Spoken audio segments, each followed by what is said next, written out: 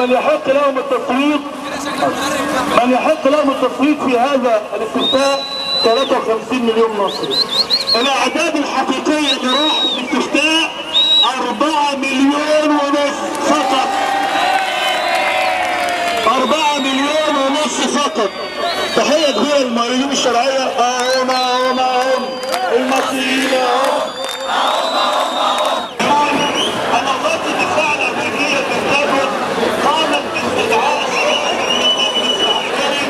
للتشاور معهم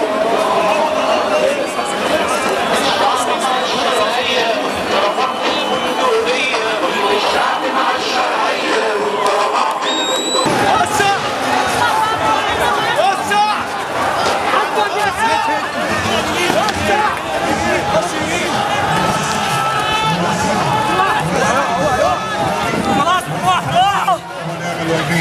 نصر الله ونعم الناس تسود الناس تسود الناس تسود ارفع في النص يا بطل يا بطل